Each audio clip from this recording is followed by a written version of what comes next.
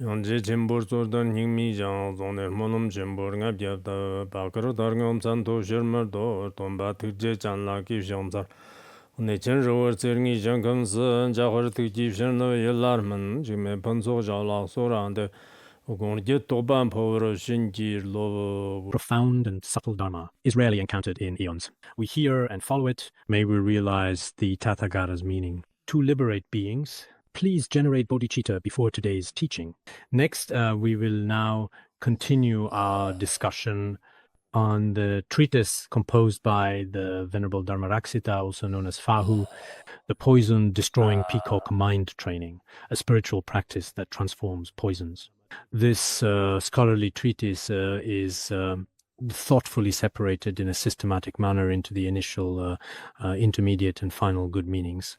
It includes 3 parts. The first part has already been covered.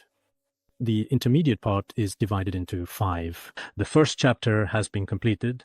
Now we are on the second chapter. The second chapter is also divided into the initial meaning, the true meaning, and the final meaning. Again, it is divided into 3 sections. The true meaning is divided into 2 parts, transforming the 5 poisons into the path and advising practice. We've discussed the first part. We are on advising practice now. It includes a general explanation of the practices to follow and eliminating self-attachment. It explains the practices to follow and how to eliminate self-attachment. The general explanation of the practices includes 4 parts: distinguishing between good and evil, eliminating selfish desires, extensive learning of the Dharma, contemplating the suffering of samsara. These are the 4 aspects.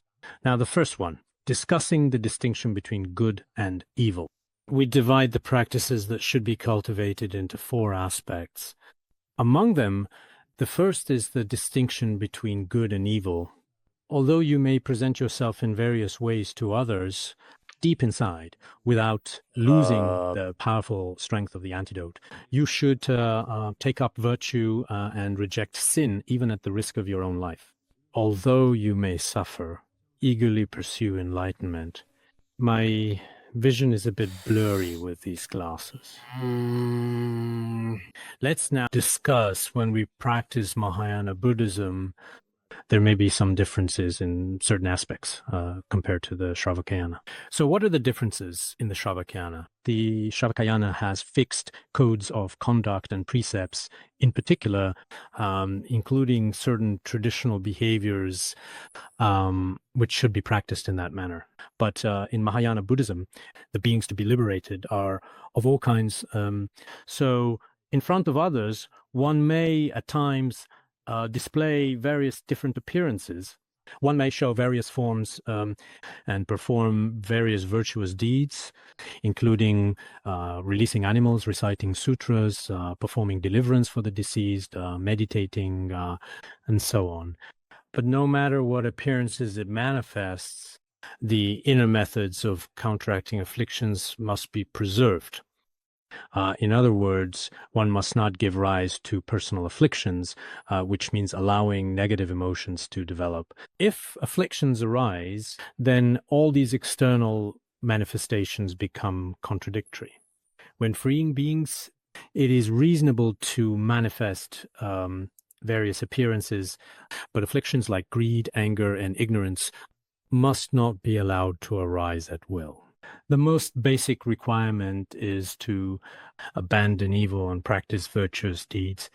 Therefore, when it comes to truly doing good and carefully avoiding evil in each and every aspect of our daily lives, even if facing life-threatening danger, one should willingly and consistently put these into practice and aspire to attain enlightenment.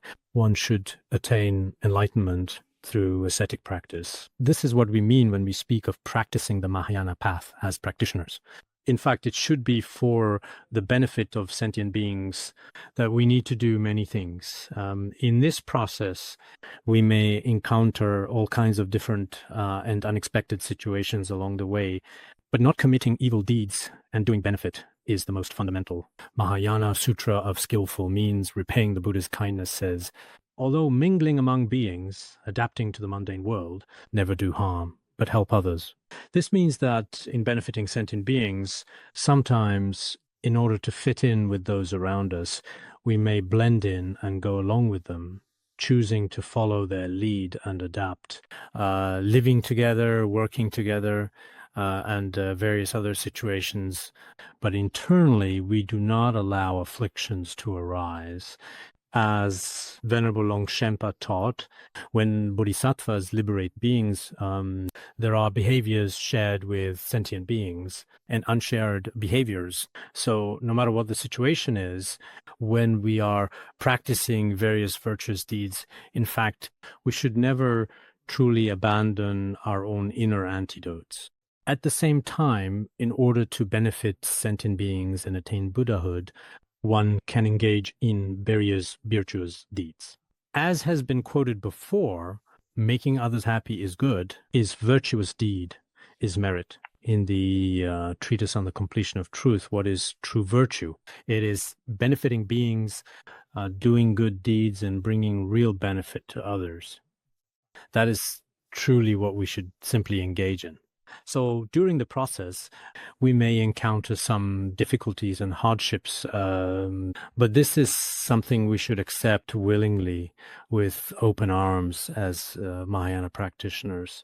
We can reflect when Buddha was on the causal ground, he was able to give up his royal status and countless times give up his wealth, position, and so on. As later Mahayana practitioners, in particular, we lack even the slightest sense of self-abandoning, which we feel ashamed of. So even though we can't fully achieve this right now, at least after we understand this direction, we should truly do our best for the sake of attaining Buddhahood and enlightenment to willingly endure some ascetic practices. During seeking Dharma, many people may find it quite difficult, especially if in Tibet or in relying on spiritual teachers, there are many ascetic practices or various relationships hard to accept. But if you want to seek enlightenment and accomplish activities to benefit sentient beings, then you may have to give up many of your own personal interests and desires for others. Shakyamuni Buddha, as the prince of the Shakya clan, in fact, gave up all the worldly status, wealth, and people around him that people cherish resolutely with firm determination. Only by doing so can one truly attain the fruit. Therefore, I also hope that those of us in the academy now who are seeking Dharma should really reflect on this carefully. If you have come here from a distant place, what is your true purpose, actually? The purpose is not the same as people in the cities who chase worldly pleasures. If you pursue those, why come to Tibet? There would be no need. If you do come here, you should realize authentic Dharma. That is the only purpose. If no effort has been put into this aspect, but into some other worldly affairs, wasting your days away, it really isn't really worth it. You might better enjoy your pleasures in the city.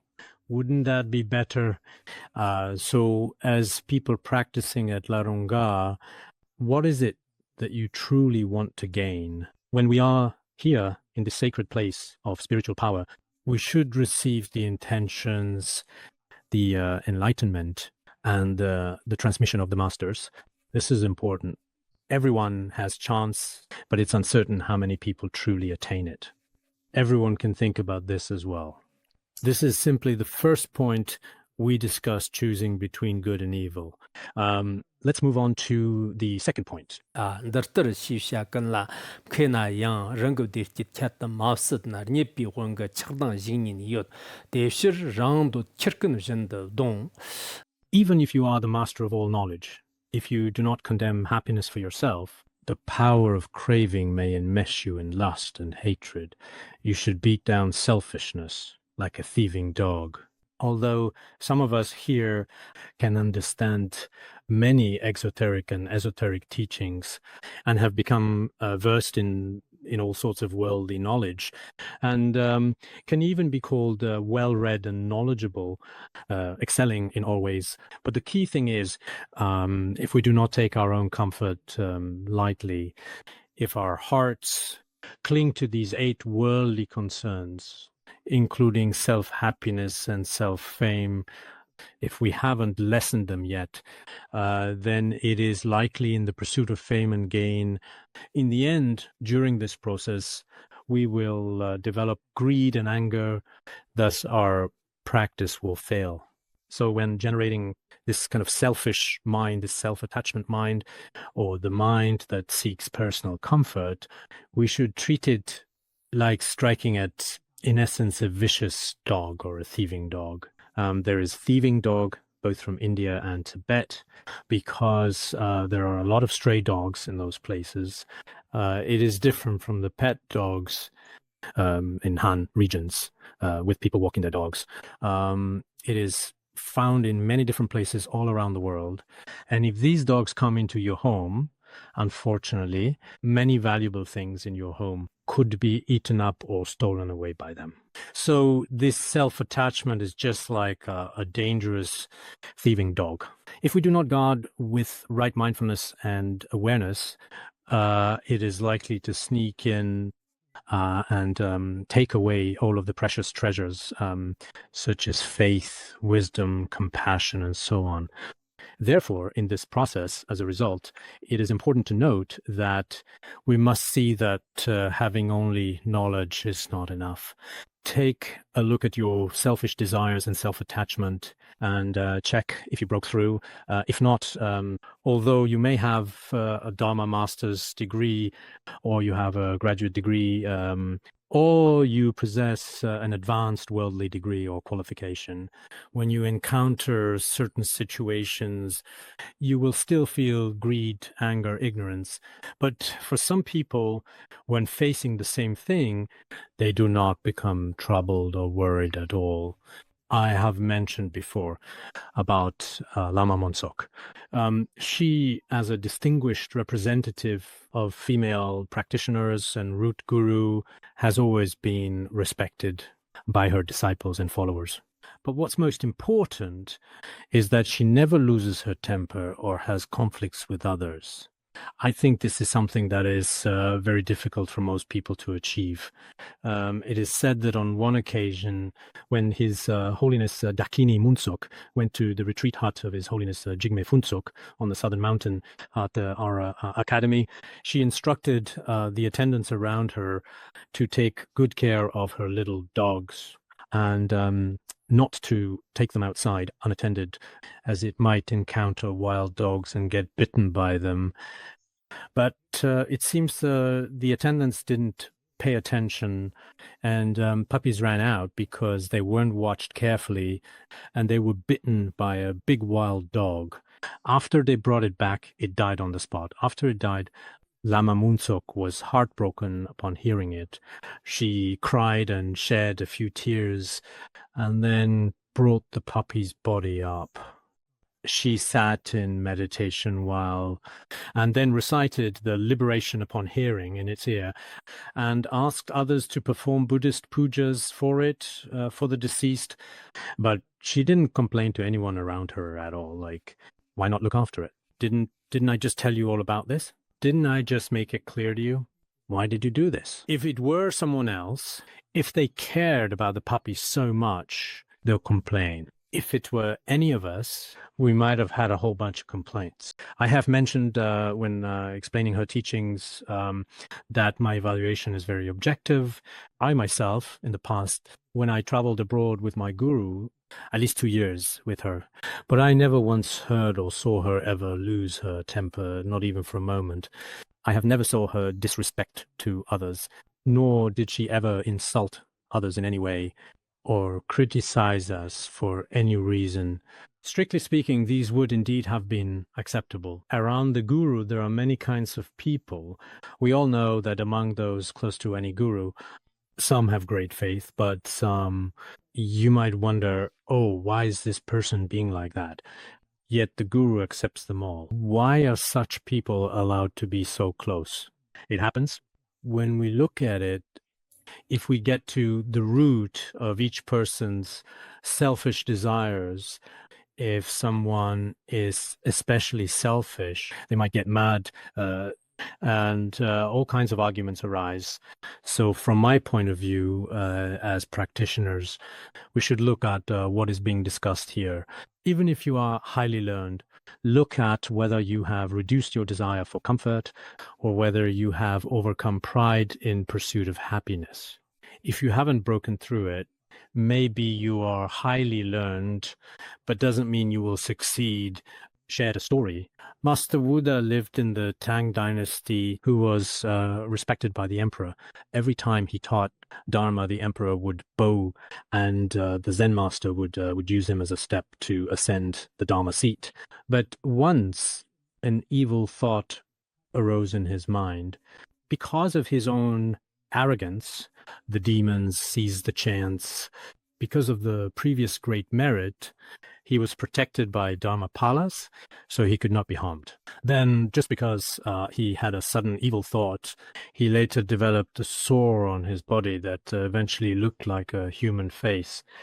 Later, another Zen master told him to wash with water from a certain spring and severed the negative karma from killing another in his past life.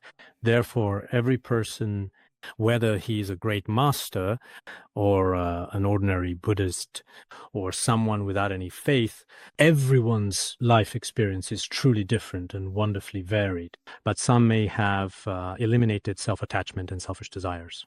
Because of this, in the course of their lives, even when facing major events, they are able to face them with quite particular ease. Some people, even when the matter is very, very minor, insist on really making it into something that is especially truly big. It is due to that afflictions in our minds have not yet been fully and properly subdued. If they are not subdued, these afflictions will cause all sorts of things to happen. If some non-human beings or demon kings enter this person's mind, then they are capable of doing anything. Therefore, in this world, there are some good practitioners. Even when major events occur, it is easy for them to face and handle them. For some people, even though nothing has happened, it feels as if their whole world has already collapsed, as if the sky is falling and the earth is cracking open. There are people like this. So here it is said that we should definitely destroy our selfish mind without hesitation.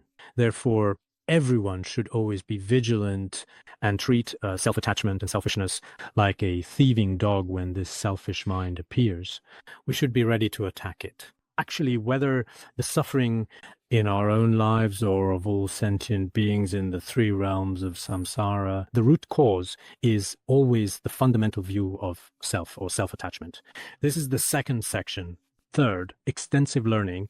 Even if you rely on the wise, if you do not deeply study the scriptures and treatises, there is the danger of slandering the wise. Therefore, you should become proficient in all knowledge. Although we have the precious opportunity to rely on an accomplished master with wisdom, it is far more enough to simply follow. Some say, my guru is good. The teacher I rely on is truly remarkable and extraordinary. One must also personally delve deeply into the scriptures, investigate the profound Buddhist treatises, as well as the pith instructions and teachings of the great masters and eminent monks. This is something you must obtain. If you do not obtain it and rely solely on external masters and teachers, it is hard to avoid arising arrogance and wrong views in your own mind stream. Precisely because of this, you may often slander this wise person, that wise person, and so on, thus creating a lot of negative karma. There is this possibility, perhaps. I often tell you, it actually doesn't matter which teacher you rely on. In the process of relying on a teacher, you must receive the compassion and wisdom within the teacher's mind stream. If you don't get them and only fetch water for the guru physically or offer your service and help, or take photos with him together. If Dharma doesn't reach your heart, you may not receive even a small percentage of the merit in Guru's mind stream. In the end, you return empty-handed. Therefore, relying on virtuous spiritual teachers, you must also personally obtain the true meaning of the Buddha's teachings. Otherwise, I'm afraid that our own mind streams are not in accordance with Dharma, and our minds have not been tamed. In the end, we may end up doing many things that are not in accordance with the Dharma. These days, some people who claim to be direct disciples of certain great masters become arrogant and look down upon others, end up accumulating much negative karma. Such phenomena are actually very common. So it is important to tame our own minds. At the same time, when we have such opportunities, we should make aspirations. As for myself, I do not possess many transcendental qualities. I don't have them. But I often think to myself that as such an ordinary person, to encounter such a wonderful teacher and such profound Dharma is truly an incredible blessing and precious for me. I think this way as well. I make aspirations life after life, as said in the aspiration of Samantabhadra, never lose bodhicitta, and to stay with virtuous teachers. Every time reciting the aspiration, we must make aspirations. Without the aspirations, relying solely on the little wisdom we have in this lifetime, may not necessarily benefit sentient beings. Patrul Rinpoche once said, His Holiness quoted, what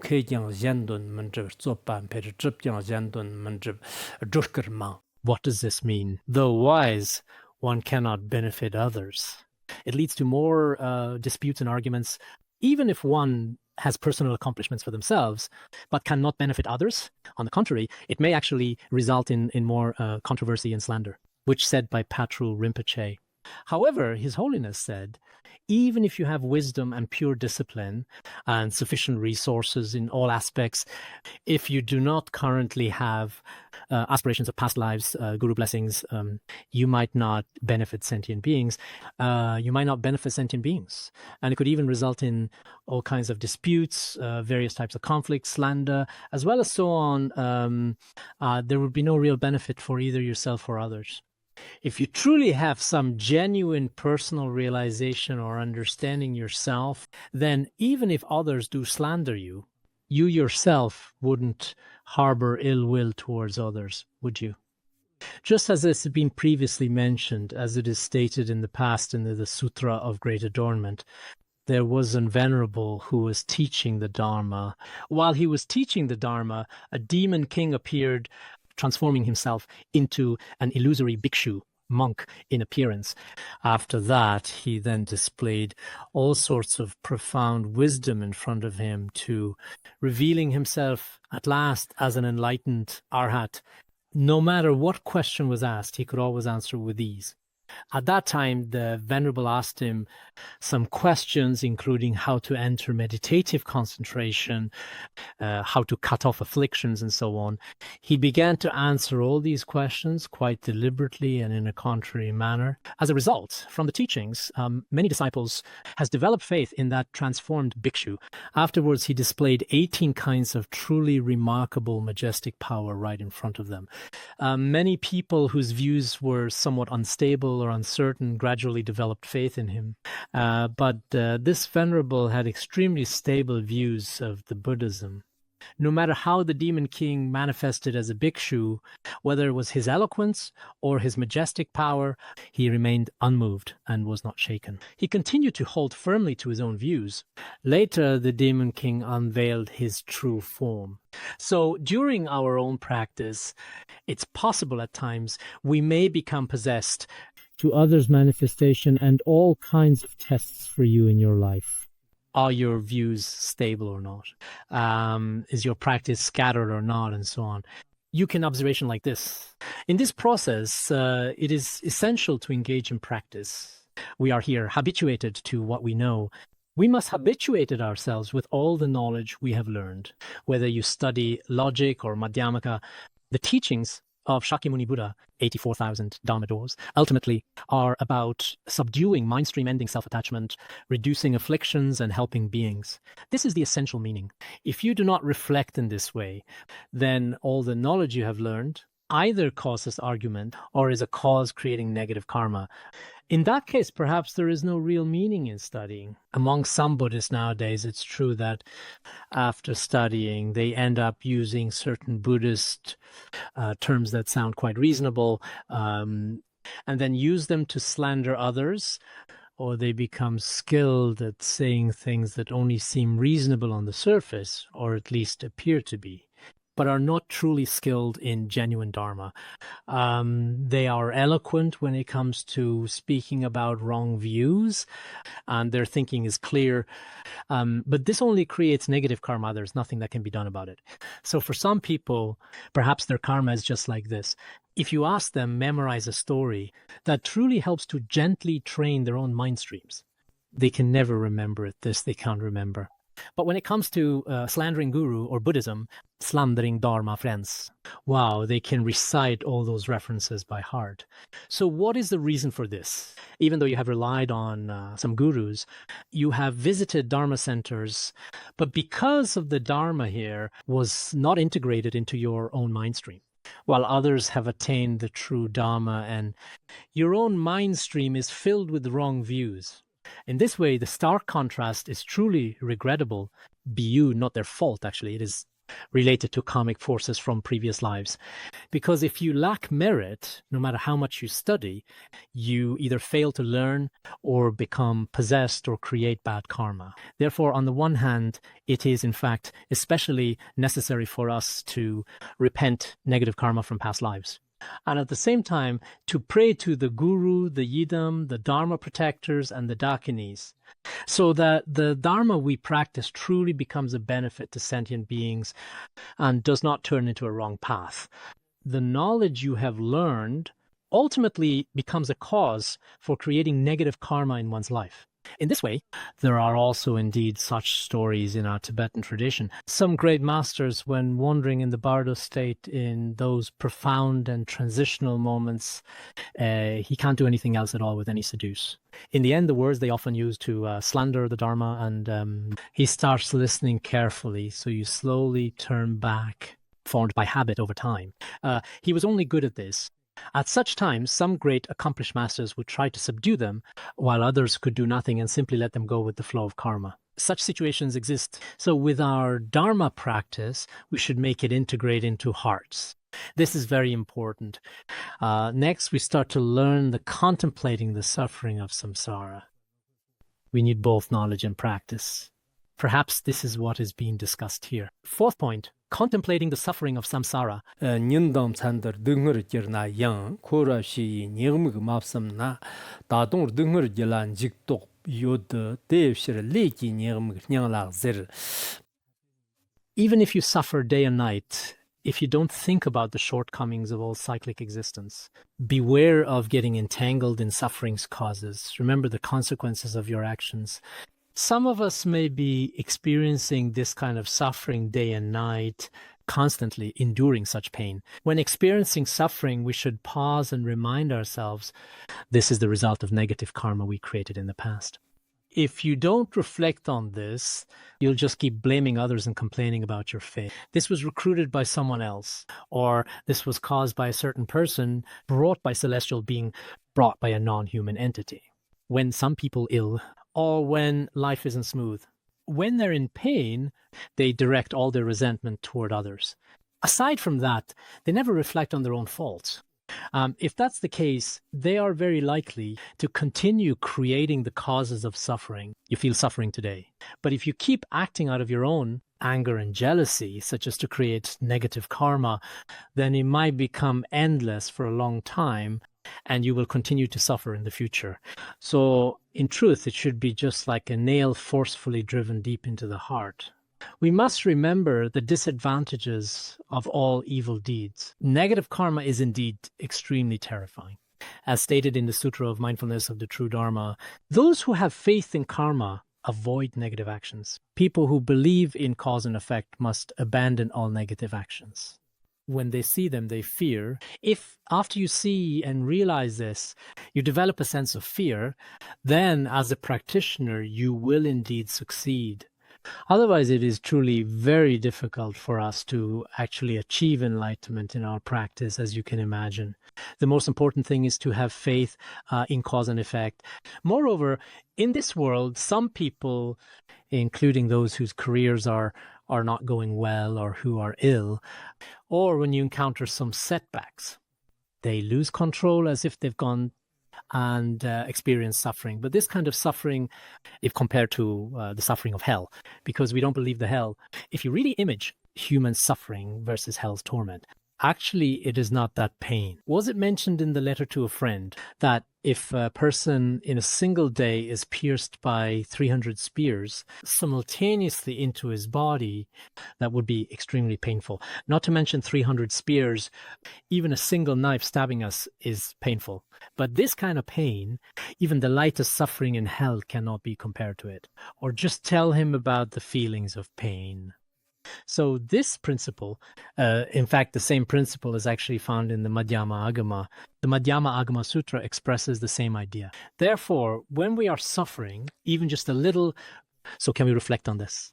I feel suffering today, really sad about it. But this sadness is most likely in some way related to my past lives. If we can truly contemplate this, everyone will suffer, actually. Not just the ordinary people. If you look at the biographies of the great masters of the past, they too sometimes experienced it. Some people had leprosy, like Master Shilabhadra of the Nalanda monastery in those days. When Master Xuanzang went there, he was sick for 20 years. Especially in the first 3 years, whenever he fell ill, it seemed he had some kind of wind illness at the time, like what we now call a stroke. It was truly unbearable and suffering like being in hell.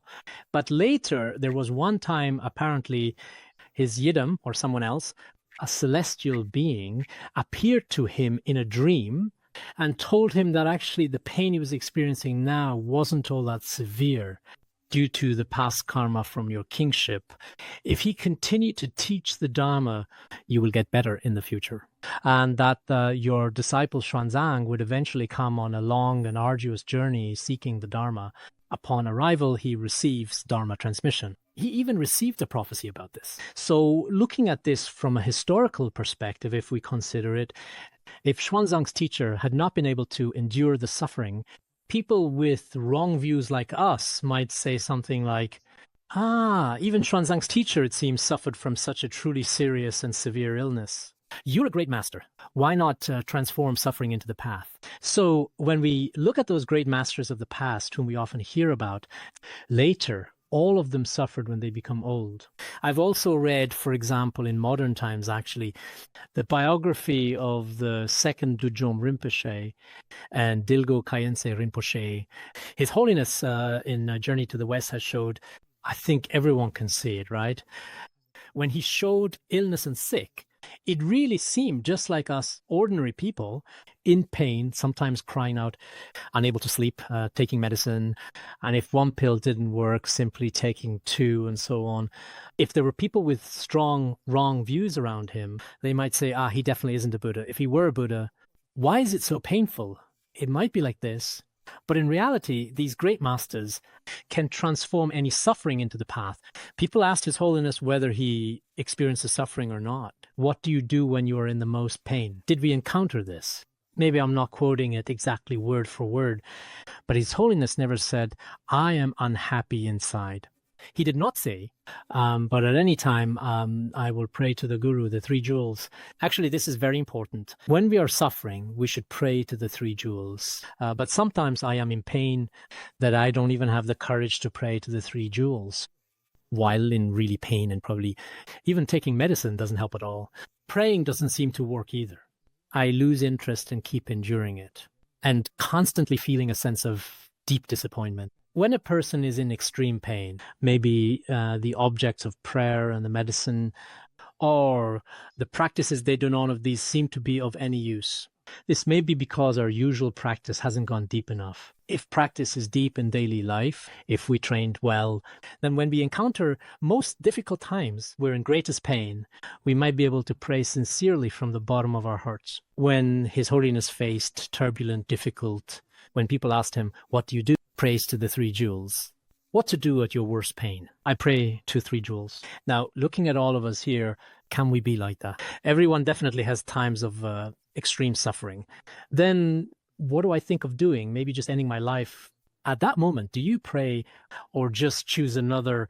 So at this time, you can reflect on your negative karma and hope that this suffering will purify your negative karma.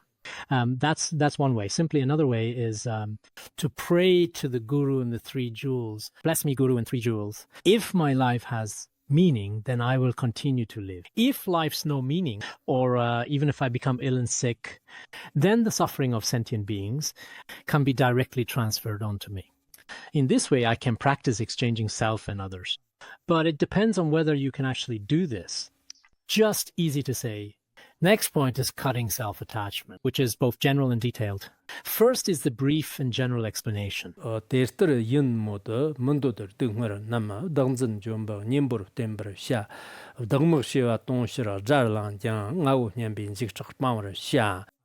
being the case, you should rely upon dreadful suffering as the antidote that conquers ego clinging. Even if myriad demon armies were to rise up as your enemy, you should throw off the terror that comes from thinking I.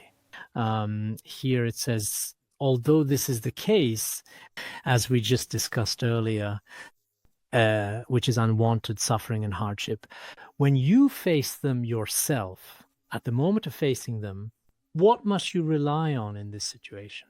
The antidote, which is to eliminate self-attachment. As for these pains just mentioned, in fact, simply letting them be painful is of no use. This suffering arises precisely because of your strong self-attachment. There is such pain. If there were no self-attachment, none of this would exist. So give it your absolutely best possible chance to antidote self-attachment and cultivate selflessness. If you can do this, even if countless armies of relentless, terrifying demons are suddenly appear before you and viciously attack you, because you have completely eliminated self-attachment, you will not be afraid, not in the slightest. This means that for many of us, during the process of practice, we may encounter unpleasant things. What is the root cause of these unpleasant things? Comes from self-attachment. If you cut self-attachment, then no matter how truly great the armies of demons are in this world indeed, rest assured, they will not be able to harm you in any possible way whatsoever. The Buddhist sacred scriptures also often say, as it is written, delighting in self-benefit. The desire for selfishness is the devil's karma. If you like to benefit only yourself, this is the activity of harmful demons and the powerful influence of demonic karma, actually. That is, in essence, what it truly means. In other words, that is its meaning. Of course, many of the teachings here are actually very profound practices of Mahayana Buddhism. For most of us in general, we can't cut self-attachment at all. In fact, our self-attachment has not diminished at all. For people like this may encounter pain and embrace it with joy. And it is also very hard to embrace self-attachment and embrace such suffering. Then encounter demonic forces and obstacles. At that time, we can transform them into the path. Definitely, it is not such a simple thing either.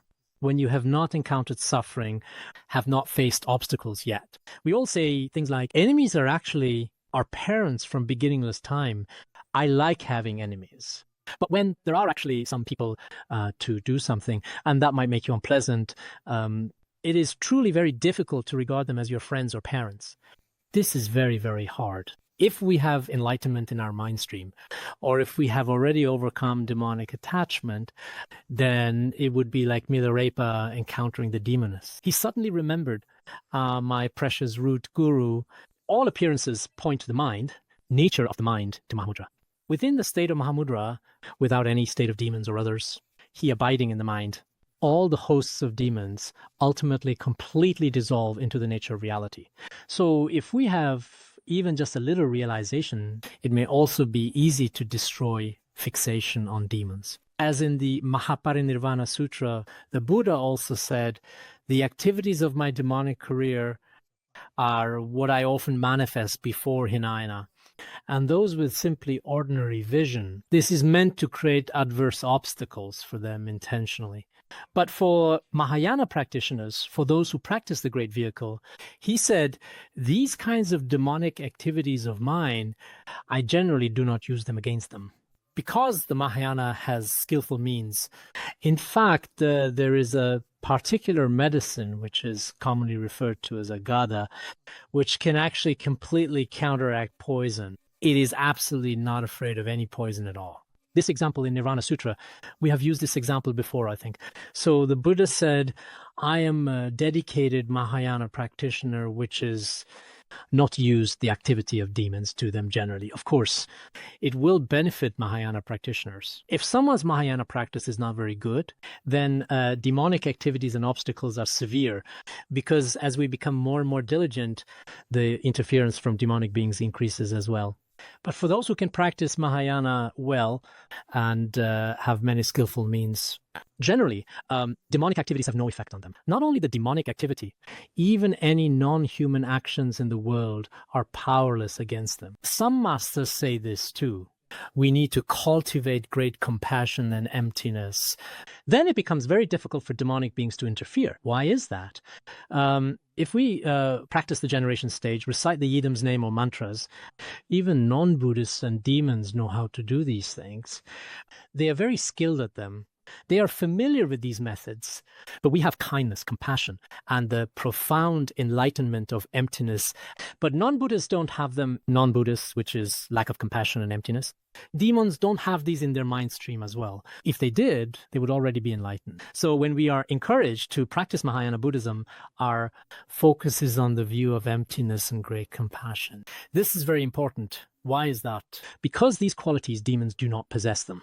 This is our Mahayana Buddhism and is a special strength of the enlightened. It is truly our own unique method. They could not do it with such method. Because if you have compassion for all sentient beings, you will treat demons kindly as well, and they can't harm me. If we truly have the view of emptiness and no attachment to the four elements, I will not be attached if demons try to harm us, like throwing a stone into the void. No way at all. That's why in Mahayana Buddhism teachings, which we often talk about the treasury of emptiness and great compassion, this is truly important. Whenever we practice any Dharma, if we have great compassion and at the same time quietly abide in emptiness, breaking through self-attachment, it means knowing our mind is free from all conceptual elaborations. Luminosity and emptiness are one. This is the true enlightenment of emptiness. If you have this view, then others will have no way to harm you. If you have self-attachment, others slander you, others might start to hit you or even try to kill you. But if you have enlightened emptiness, you're not attached yourself, then nothing others can harm you. Nothing they can do. At this point, all adverse obstacles will naturally disappear and all suffering will also naturally disappear too. Therefore, in Mahayana Buddhism, everyone else simply cannot be enjoyed. Whether it's by non-Buddhists or anyone else, no one can enjoy it, which is the compassion and emptiness. In this way, absolutely nothing else can interfere at all, not in any way whatsoever. This is what we briefly explanation. The detailed explanation has two sections. The first is genuinely rejoicing in benefiting others, and the second is transforming the suffering into the path. These are explained. First, let's discuss rejoicing in benefiting others.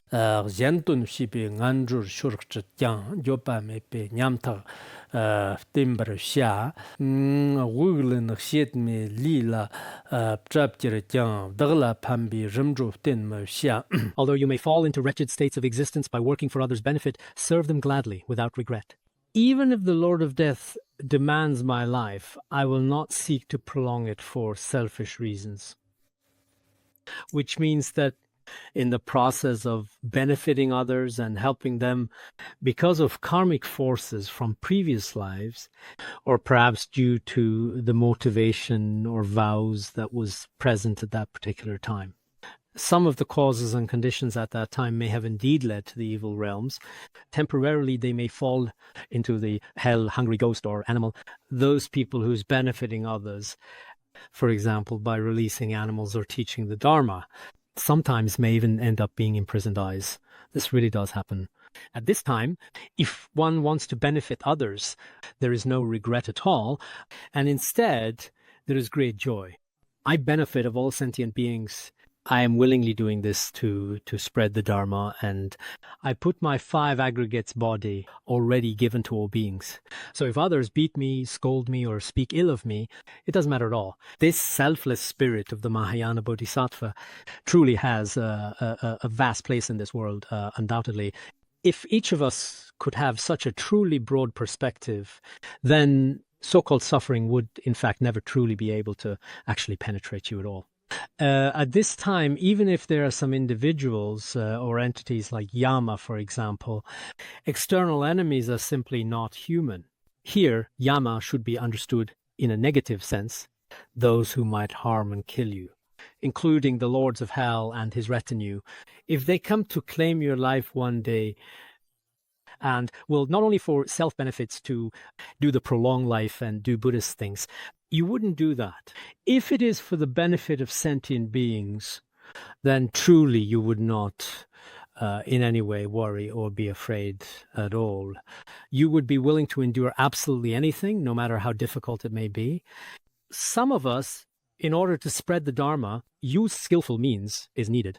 But under the premise of having skillful means, if you encounter obstacles or suffering, you would still willingly and gladly accept it. During turbulent times, some people gave up their lives to protect the Dharma or to protect sentient beings, abandoned his own life. Such phenomena are, in fact, actually quite common occurrences. In fact, if it is truly for the benefit of sentient beings, in many situations, having this kind of commitment is considered reasonable because it leads to positive outcomes. I saw mentioned in a sutra which is called the Bodhisattva Avadana Sutra, and there was a king named King Shanji who was well known throughout his land. At that time, he was practicing generosity and cultivating in a quiet place. But later, the demon king Mara manifested all kinds of appearances before him. At first, Mara showed him a wide variety of different remarkable manifestations, claiming that generosity had no merit at all and that it would even lead to falling into hell and so on. He gave him all kinds of arguments. Later, Mara showed him strange, alluring pleasures, each more enticing than the last, drawing him in. He said these pleasures came from giving up generosity and thus obtaining the rewards of the human and heavenly realms. Mara told him so. Sometimes the demon king would manifest like this in front of him.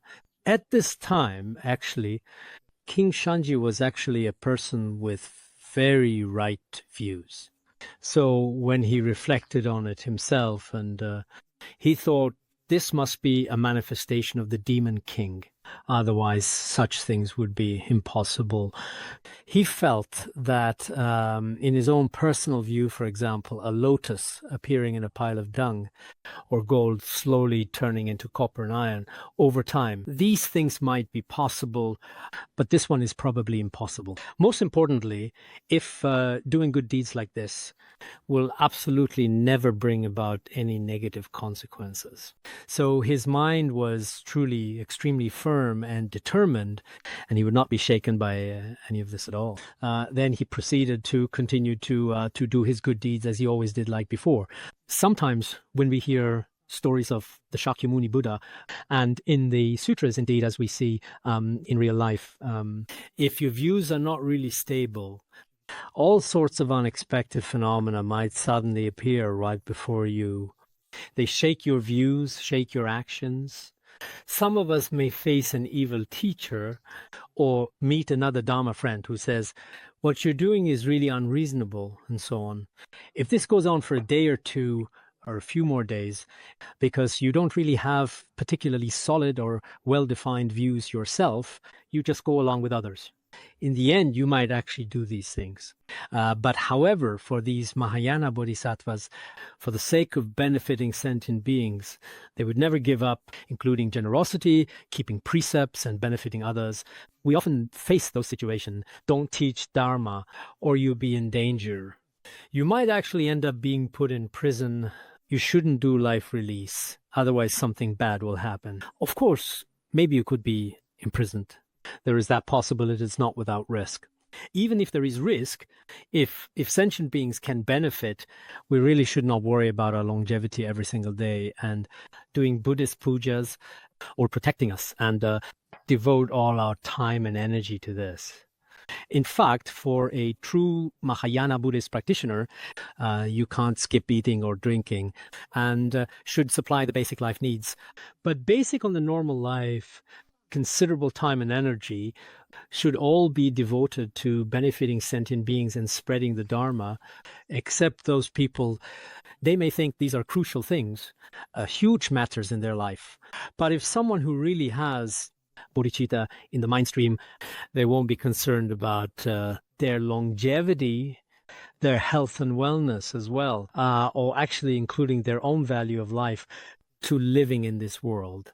And it's fine if they have or not, because life is precious. If you are this way in your life, then for things like fame and wealth or the status that people often value in this world, whether you have them or not, just go with the flow. So when we encounter all kinds of situations, lower realms or prison, when facing suffering, do not lose your sense of joy without any weary heart. This is absolutely and extremely important. Next, the second point, transforming suffering into the path, which is divided into two sections, the true meaning and its reasoning. First is the true meaning. Semchin yonji lengen kergu jang kergu kerwe digi chongwer sha ngob nachi lilap tapjir jang rung nongbe lobi tapma sha. Although you must bear the bad actions of all sentient beings, the pride you take in your sufferings will diminish by bearing that which should be borne. Although infectious diseases may afflict your body, do not employ measures to fight them off, as they are a result of your own faults. You have already generated bodhicitta and have already vowed to take on the karma and negative actions of sentient beings. You begin to gradually and slowly take responsibility for them yourself, and you do so courageously. In this way, during your practice progress, you should not constantly complain about this or that. Because you have generated bodhicitta, you want to benefit others. In doing so, you will connect to sentient beings. It will bring a lot of pain. At such times, you should not complain much. For example, if your body has already contracted a contagious disease, you should not be intent on forcefully or aggressively trying to completely eliminate it. This is knowing it is the karma of one's past life, that continuing the ripening of previous actions, as in open the door to mind training and 7 points of mind training, as mentioned there, in the process of benefit others. The root cause of all of these various problems are self-attachment while benefiting sentient beings. If you can destroy self-attachment, it doesn't matter if I get sick or die and suffer or I'm poor, it's all acceptable.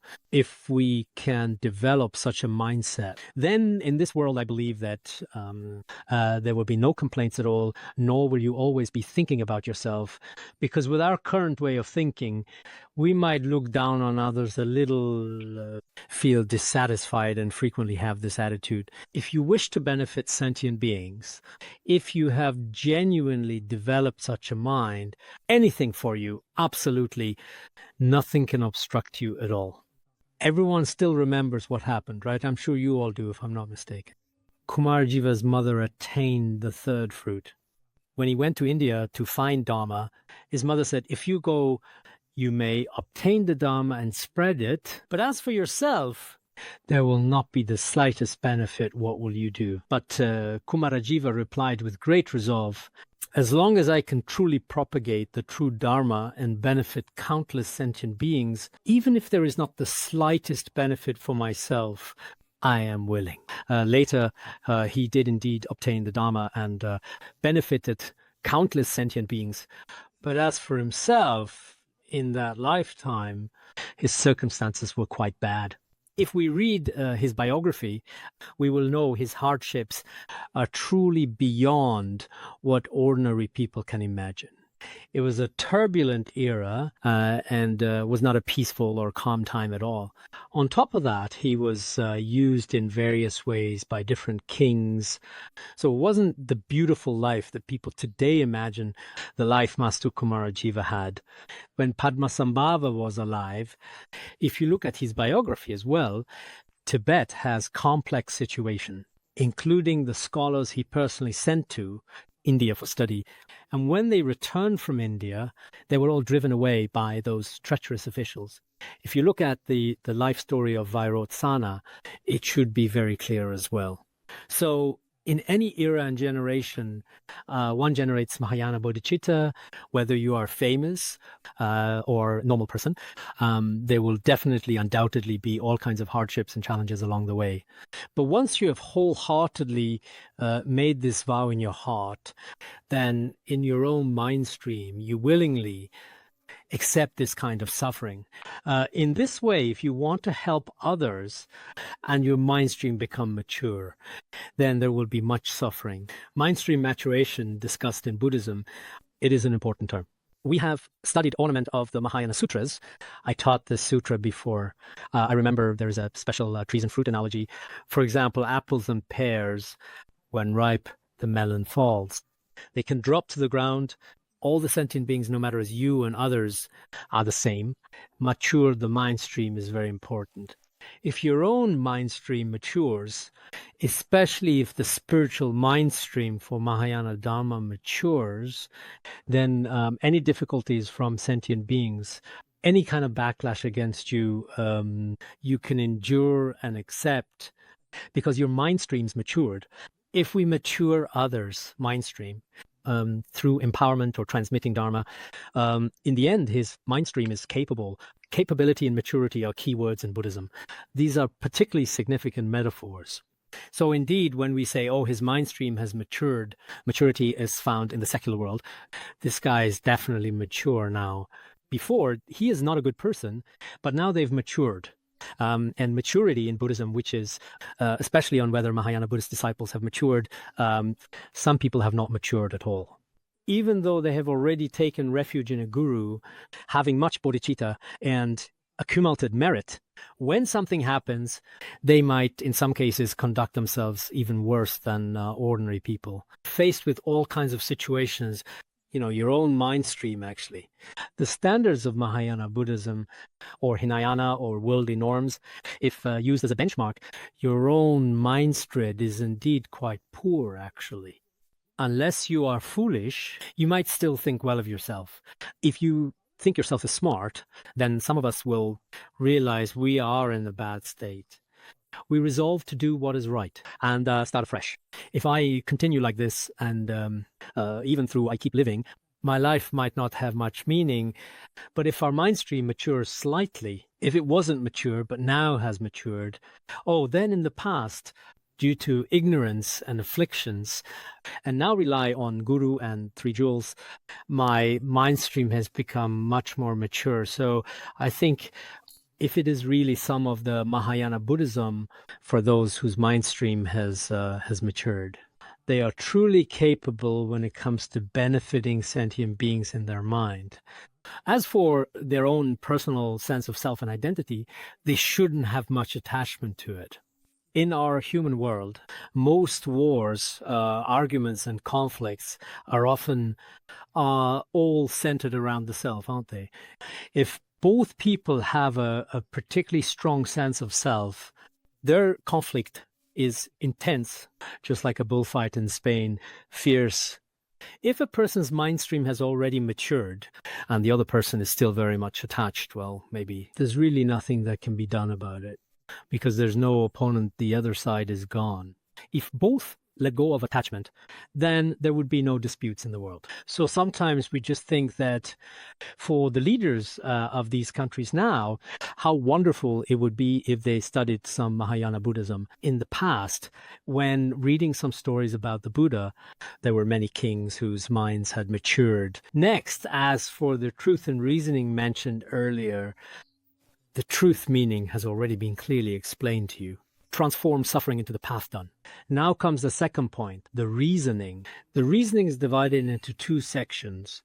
One is the source of all wishes, and the other is the ability to benefit others. Just now, we briefly discussed the reasoning for transforming suffering into the path. Wishes and benefiting others are twofold. The source of wishes. Dertermendo tokda vapana dopi tavla namyang menjik jigma zhede kebe xiadna mendot mali ban dogum jone yinbe tang de lang. Thus, we will never be able to get what we desire unless that which is undesirable befalls us. When the wise examine that, they willingly embrace everything undesirable as the source of everything desirable. Here it says that if we face these specific types of situations in our lives, sufferings that we are simply unwilling to accept, and when they truly befall us, this is a good thing. If you don't experience these pains, it may be very difficult in practice to successfully accomplish what you desire. From the perspective of Mahayana Buddhism, we say without suffering there is no renunciation. If everything goes success in your life, and then perhaps life would always be peaceful and there would be no opportunities for any growth. If you fall into a pit once, you gain wisdom once. So when encountering some hardships for some good and excellent practitioners, and of course it's good, very good, in fact. But for those whose practice is poor or who are fragile, when they encounter suffering, they may not be able to lift their heads at all sometimes, not even a little, no matter how hard they try. And from then on, they self-destruct, perishing alone. So difficult. So generally speaking, when you encounter any misfortune or suffering, this is actually the best kind of growth for you. One grows through these obstacle conditions. Precisely because of this, at that time, Devadatta also continuously created obstacles for the Buddha on the surface. The Buddha achieved all 6 paramitas, carefully completing them one by one through practice. So if wise people observe carefully, there are some misfortunes and pains are actually, in fact, excellent opportunities for growth and learning. This is the best kind of spiritual practice. Many great masters of the past, in fact, over time grew and developed through pain. This includes some people today listening to this teaching. Maybe in your life, for example, experienced heartbreak, divorce, the collapse of your business or company and various other things, or have been plagued by illness and so on. Because of these reasons, you later encountered the Dharma. If you hadn't experienced so much suffering at that time, perhaps in this very life, it is possible that you would still be lost in samsara, not yet taken refuge, not encountered Mahayana Dharma. This is possible for you.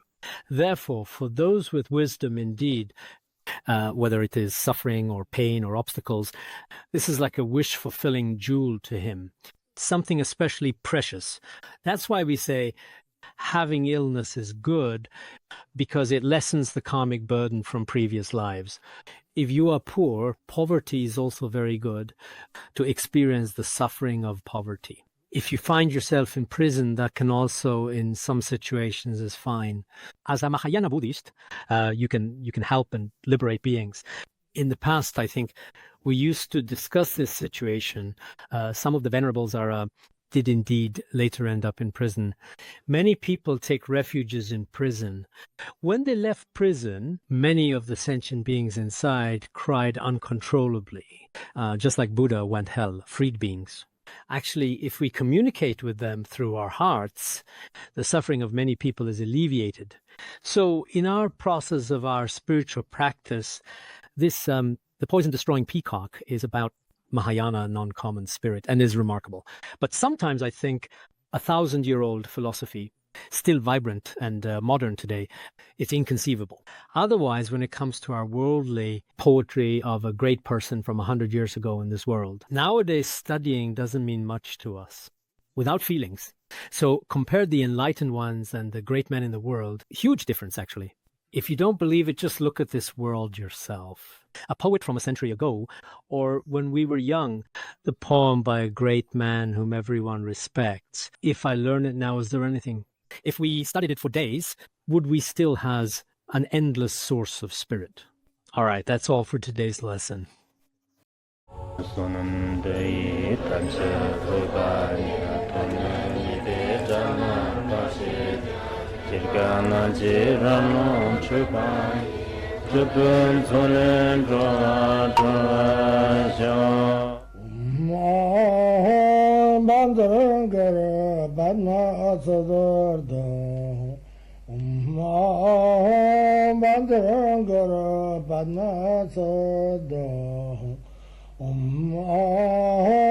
Bandara bandara